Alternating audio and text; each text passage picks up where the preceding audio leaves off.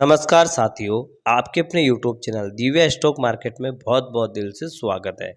आज हम बात करेंगे बजाज हाउसिंग फाइनेंस के बारे में। तो बजाज हाउसिंग फाइनेंस लिमिटेड की बात करें तो स्टॉक के अंदर हमने फ्राइडे को पॉजिटिव क्लोजिंग देखी है। अब एक तरह से लग रहा है कि स्टॉक के ने फिर से बॉटम बना लिया है और आने वाले समय के अंदर शानदार तेजी की संभावना बन सकती है।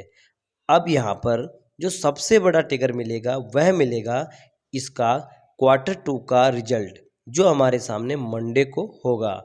रिजल्ट अगर बेहतर होगा तो फिर से इसमें शानदार तेजी की शुरुआत हो जाएगी। मंडे को जो हमें इसका इंतजार रहेगा वो रिजल्ट बेहतर रहने की पूरी उम्मीद है। वैसे अगर देखें तो ब्रोकरेज हाउस लगातार इसके पीछे पड़े हुए हैं और सेल का टारगेट देते हैं, जिससे शेयर की प्राइस बढ़ नहीं पा रही है। और सबसे बड़ी बात जो लॉकिंग पीरियड है, जिसका मामला अभी सुलझ चुका है। अब आने वाले समय के अंदर इसकी क्या संभावना बनेगी, इसको हम समझने की कोशिश करेंगे। इस स्टॉक के अंदर वीकनेस क्या है और स्ट्रेंथ क्या है वो समझने की कोशिश करेंगे। इसके अलावा क्या इसमें वाकई में ही खरीदारी करने का सही मौका है, या फिर जैसे टाटा टेक्नोलॉजी जैसे स्टॉक में अभी भी बहुत ज़्यादा दबाव में रहने वाला, काफ़ी समय तक समझने की कोशिश करेंगे इस वीडियो के माध्यम से। लेकिन फ्रेंड्स, अगर आप हमारे चैनल में पहली बार विजिट कर रहे हो तो हमारे चैनल को सब्सक्राइब कर दीजिए, एक बेल आइकन घंटी जरूर दबा दीजिए ताकि समय समय पे आपको न्यूज मिल सके। बजाज हाउसिंग फाइनेंस का देखा जाए तो 139.50 पे फ्राइडे के दिन क्लोजिंग दिया है और ये स्टॉक ओपन हुआ था 138 पर और हाई था इसका 140 का और लो बना था इसका 135 का और लो से वापस इसने वापस ऊपर की ओर दिखाई दिया। और इस स्टॉक का देखा जाए तो यहाँ पर देख सकते हो कि 7 अक्टूबर के दिन ये स्टॉक 135 तक जाके आया और यहाँ से ये 8 अक्टूबर के दिन ये स्टॉक 130 का लो बनाया। तो यहाँ का लो इसका सबसे नीचे लो था। जो इसका आईपीओ आया था, आईपीओ ओपन हुआ था 70 रुपये के आसपास आईपीओ आया था और डबल से ही ऊपर ओपन हुआ। उसके बाद ये स्टॉक 180 के आसपास जाके उ- आया और इसमें लगातार गिरावट देखने को मिला। और ये स्टॉक का आप देख ही सकते हो कि यहाँ से वापस ऊपर की ओर आया 130 का लो बनाकर और 152 तक गया था। और यहाँ पर इसने 11 अक्टूबर के दिन 149.60 पे क्लोजिंग दिया। और यहाँ पर हमने उस दिन वीडियो के माध्यम से बताया कि 14 अक्टूबर को एंकर लॉकिंग का लॉकिंग पीरियड ख़त्म होने जा रहा है, तो उसमें गिरावट आ सकता है और ऐसा ही हुआ। 14 अक्टूबर को जो कि आईपीओ का लॉकिंग पीरियड था वो ख़त्म हो गया और वहाँ से क्या है कि लोगों ने प्रॉफिट बुकिंग किया और उस इसके कारण इसके अंदर गिरावट आया। वापस यहाँ से 140.30 पर क्लोजिंग लो था इसका, इस स्टॉक का। तो यहाँ पर 14 अक्टूबर को गिरावट देखने को मिला और यहाँ से स्टॉक के अंदर धीरे धीरे करके गिरावट देखने को मिला और 18 अक्टूबर के दिन 135 का लो बनाया फिर दोबारा से। तो यहाँ पर देख सकते हो कि स्टॉक का जो एंकर लॉकिंग का लॉकिंग पीरियड ख़त्म होने के बाद जो उनको स्टॉक शेयर बेचने थे, उन्होंने प्रॉफिट बुकिंग कर लिया और बेच दिए।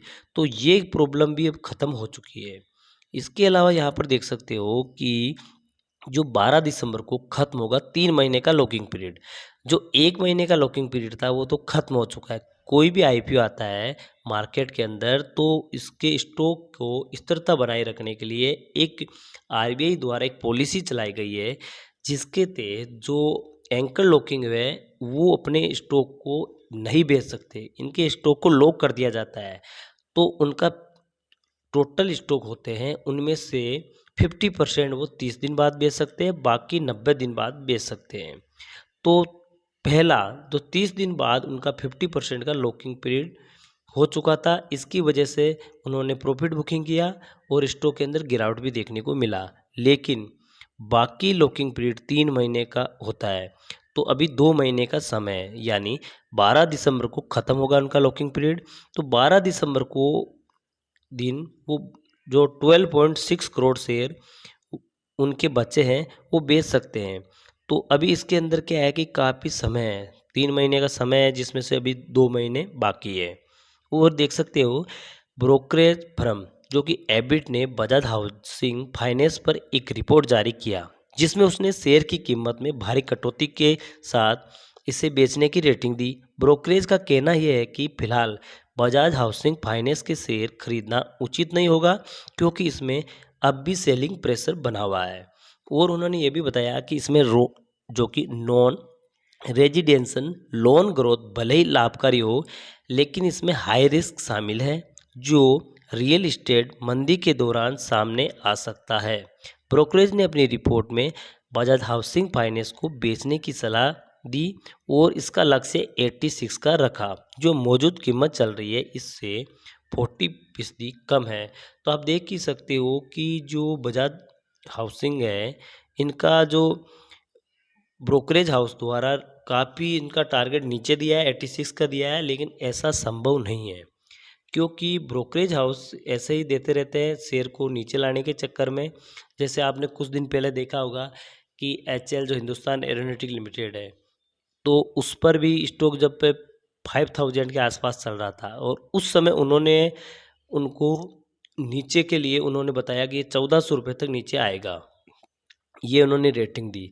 हालांकि स्टॉक के अंदर गिरावट देखने को मिला, लेकिन कितने तक आया वो, मुश्किल से 3800-3900 रुपये तक आया नीचे, और वापस ऊपर जाना शुरू कर दिया।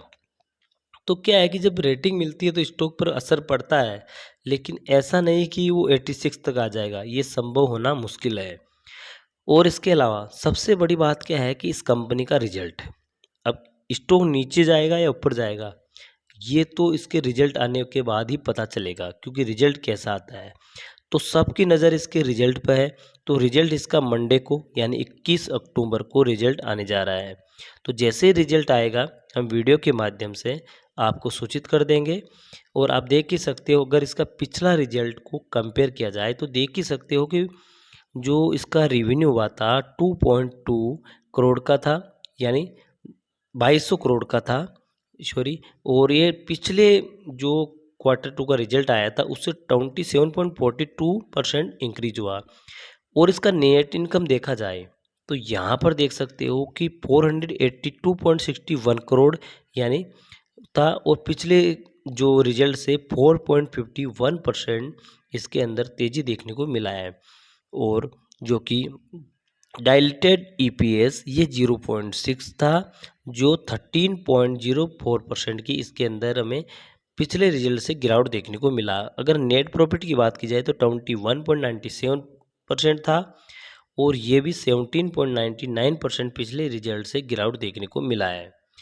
अब की बार रिजल्ट आने की अच्छी पूरी उम्मीद है, क्योंकि सबसे बड़ी बात तो ये है कि कंपनी का जब आईपीओ लिस्ट हुआ था, उससे सबसे पहली बार जो रिजल्ट आएगा वो ये पहला रिजल्ट होगा। जो Q2 का रिजल्ट आएगा, ये कंपनी के लिस्टेड होने के बाद सबसे पहला रिजल्ट होगा। और आप देख सकते हो कि बजाज फाइनेंस की सबसे बड़ी बात क्या है कि बजाज हाउसिंग फाइनेंस है, ये एक बजाज हाउसिंग फाइनेंस आईपीओ जो बजाज की काफ़ी कंपनियां हैं का हिस्सा भी है, क्योंकि जैसे बजाज फाइनेंस का एक ही मार्केट के अंदर प्रतिष्ठा है। जैसे कि देखा जाए तो बजाज ऑटो, बजाज फिनसर जैसी, बजाज फाइनेंस, ऐसी काफ़ी अच्छी अच्छी कंपनियां हैं जो मार्केट के अंदर अलग ही उनकी पहचान, अलग ही एक ब्रांड है। तो ये निवेशकों को विश्वास दिलाती है कि क्योंकि इनको काफ़ी अनुभव है, तो ये कंपनी भी आने वाले समय के अंदर अच्छा कुछ कर सकती है। इसके अलावा यहाँ पर बजाज हाउसिंग फाइनेंस सबसे तेज़ी से बढ़ने वाली हाउसिंग फाइनेंस कंपनी है, जिसने वित्त वर्ष यानी 20 से 24 के बीच 29.3% की वार्षिक दर पर हासिल किया है। और आप देख ही सकते हो कि शहरीकरण बढ़ती, जो कि काफ़ी आबादी बढ़ रही है और शहरों के अंदर लगातार काफ़ी मकान बन रहे हैं। तो इसमें क्या है कि आने वाले समय के अंदर बजाज हाउसिंग फाइनेंस की भी तेज़ी होगी, क्योंकि जब कोई भी हाउसिंग शहरीकरण में होता है तो एक लोन के लिए होता है, लोन ज़रूरी होता है। तो लोन क्या है कि बजाज फाइनेंस हाउसिंग कंपनी एक ब्रांड है, मार्केट में इसकी पहचान है, और अधिकतर लोन उसी से लेना चाहता है कि जिसकी एक ब्रांड हो। तो आने वाले समय के अंदर बजाज हाउसिंग फाइनेंस काफ़ी कुछ कर सकती है।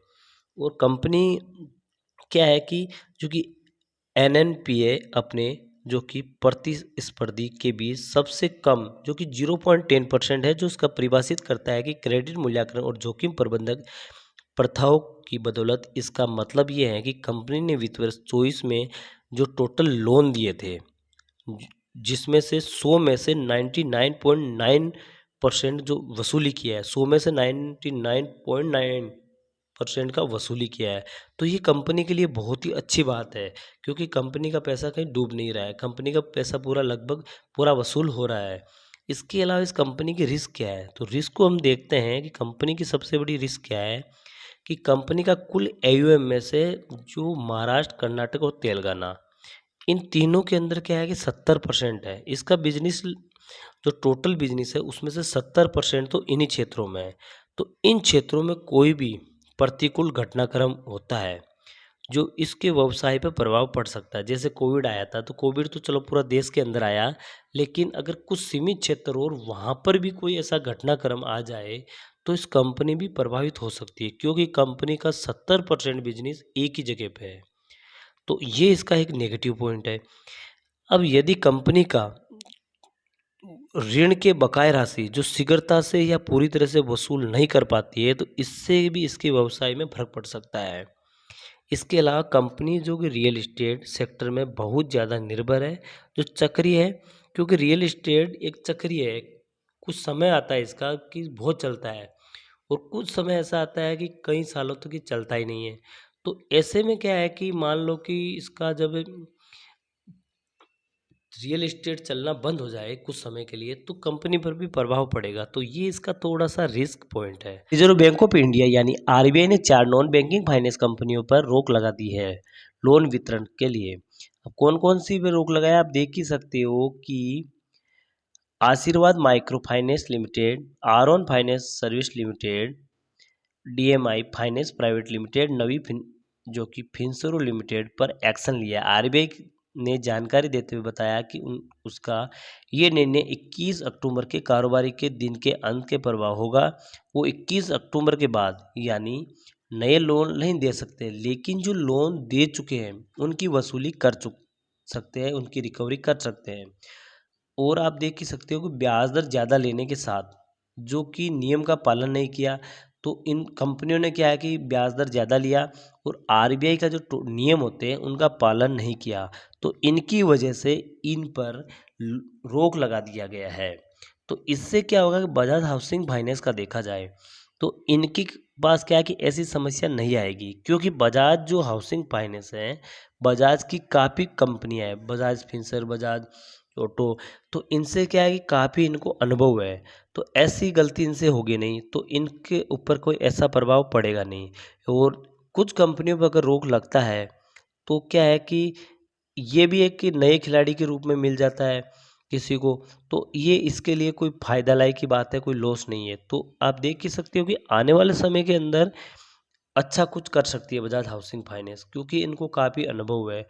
तो आप लॉन्ग टाइम पर्पज से देखा जाए तो बजाज हाउसिंग फाइनेंस का धीरे धीरे करके पोर्टफोलियो में ऐड कर सकते हो। अगर इसमें थोड़ी गिरावट देखने को मिलती है तो और भी ऐड कर सकते हो, लेकिन अब गिरावट की संभावना नहीं है अगर इसका रिजल्ट बेहतर आया तो। जैसे 21 अक्टूबर को रिजल्ट आएगा, हम वीडियो के माध्यम से पूरी पूरी कोशिश करेंगे आपको बताने की। आप धीरे धीरे करके पोर्टफोलियो में ऐड कर सकते हो।